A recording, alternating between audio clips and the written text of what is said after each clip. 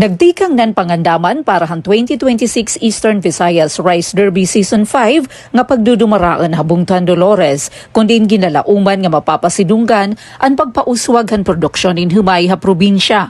Gindumaran koordinasyon nga meeting nga Hikontol Irrigator Services Association Center ha Barangay Gapang han Abril 15 hini nga tuig upod ang mga representante tika nga Department of Agriculture, Regional Field Office 8, probinsyal nga gobyerno, municipal, local government unit han Dolores ngan mga pribado nga partner nga kompanya. Sumala ha mga opisyal katuyuanan han Rice Derby nga maparig-on ang produksyon in humay, pinaagyan pagpakita ngan pagdemonstrar han kinabag-o nga teknolohiya ngan pamaagi ha agrikultura. Ginhisgutan ha meeting ang pag-identify han mga farmer beneficiaries, kahaluag han lugar nga pagdudumaraan han aktibidad, talaan han implementasyon ngan ang pondo tikang ha nagkakaurusa nga mga ahensya ngan sektor.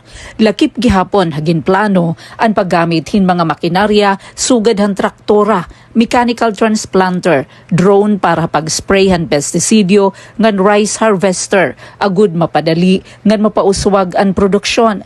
Ginlalauman ngan mga pribado nga partner nga kompanya magahatag hiniba-iba nga klasin humay o variety ngan abono, samtang ang mga benepisyaryo nga parag-uma amo ang mag-aasikaso tika nga pagtanom, tubtub ha pagbari.